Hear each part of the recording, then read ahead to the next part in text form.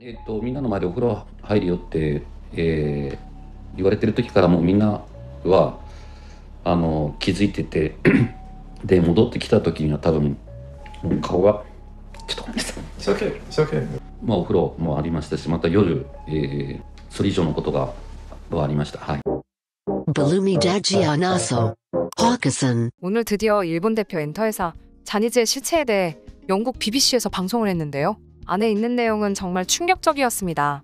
간략하게 내용을 요약해서 소개해드릴게요. 앞서 영상에 등장한 목소리가 자니즈 주니어 출신의 하야시 씨입니다. 그는 15살에 자니즈 사무소에 이력서를 보냈고 오디션장에서 자니 키타가와를 처음 만났다고 하는데요. 그렇게 만난 지 일주일 만에 자니 키타가와의 몇 개의 저택 중 한 곳에 초대받았다고 합니다. 그곳은 수많은 소년들이 함께 묵는 곳이기 때문에 합숙소라고 불렀다고 하네요. 초대받아서 갔더니 자니는 목욕을 하자고 했고 마치 인형놀이처럼 그의 몸을 씻겨주었다고 합니다. 그리고 구강표까지 당했다고 말하고 있습니다. 하야시 씨는 이후에도 계속되는 학대가 일어났다면서 다른 소년들에게도 어떤 일이 일어나는지 다 알고 있다며 그는 이렇게 말했습니다. 거기 있던 다른 소년들은 저보고 참아야 한다고, 못 참으면 아이돌로 성공할 수 없다고 했어요. 제 주변에 그 누구도 그만두거나 떠나지 않았어요. 그 당시 저희는 자니 씨 이외의 다른 누구와도 대화할 수 있는 상황이 아니었죠. 성공한 소년들은 자니즈에 들어가서 자니 씨 덕분에 인생이 바뀌었어요. 그들은 고마워하더라고요. 일반적인 성범죄와는 다른 부분이죠. 저는 일본에서만 살았고 일본이 멋진 나라라고 생각했었어요. 그렇지만 제가 틀렸을 수도 있겠네요. 여기까지가 하야시 씨의 내용이고 다음은 당시 12살이었던 소년의 이야기가 소개됩니다. 이 어린 소년은 자니즈 합숙소의 지도를 그릴 수 있을 정도로 잘 알고 있었고 다른 소년들과의 진술도 일치한다고 하네요. 그의 증언에는 강요된 삽입 관계도 있었다고 합니다. 관계에서 공격형, 방어형이 있다면 자니는 방어형 포지션이라고 합니다. 충격적인 증언이 이어지는데요. 부모님이 있는 집에서도 자니와 관계를 가졌다고 말합니다. 자니 씨가 우리 집에 방문했던 날이 있는데요. 제 부모님은 저와 같은 방에 자니 씨와의 잠자리를 마련해 줬었어요. 그날 밤 그는 제 물건을 자신의 입에 넣었어요.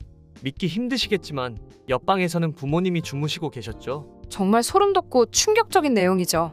다음은 또 다른 출연자 류라는 사람입니다. 당시 16세였는데요. 자니즈에 들어가서 10년간 백댄서로 활동했으며 그는 이렇게 말합니다. 제가 침실로 들어가자 자니 씨가 갑자기 들어오더니 마사지를 해주겠다고 하더라고요.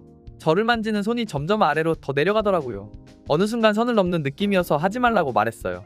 그랬더니 자니 씨는 미안하다고 하더니 다른 방으로 가버렸어요. 저는 자니 씨를 싫어하지 않아요. 오히려 사랑하죠. 그는 정말 멋진 사람이고 저는 아주 큰 은혜를 입었어요. 전 여전히 자니즈 소년들이 자니 씨에게 큰 사랑을 받았다고 생각해요. 저에게는 그다지 큰 문제가 아니었고 저는 지금처럼 웃으며 그때의 일을 떠올릴 수 있죠. 그리고 다음은 또 다른 자니즈 출신의 렌이라는 사람입니다. 자니즈 사무소에서 처음 연락을 받았을 때 어머니는 기뻐서 눈물을 흘렸어요.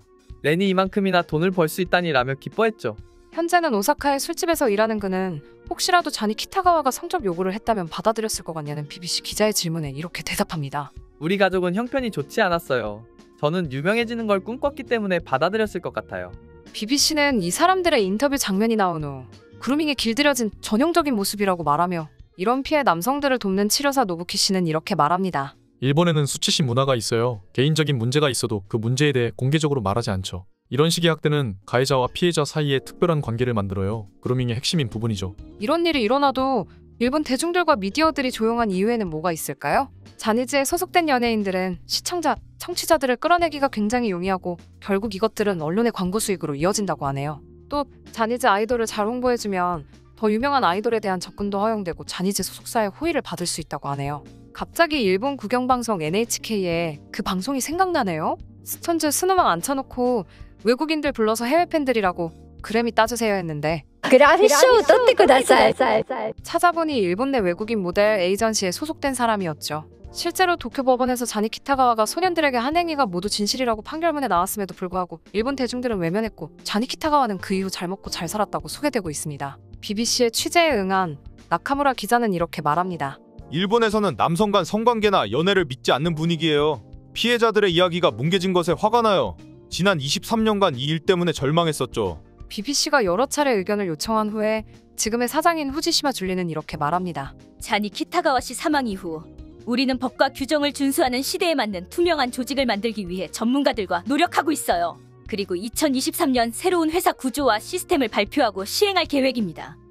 여기까지가 요약한 내용인데요. 이 BBC 방송은 현재 영국 IP로만 시청이 가능한 듯하고 일본에서는 BBC 월드뉴스 채널에서 3월 하순에 방영된다고 하네요. 일본 방송국들은 과연 제대로 보도할까요? 여러분의 의견도 들려주세요.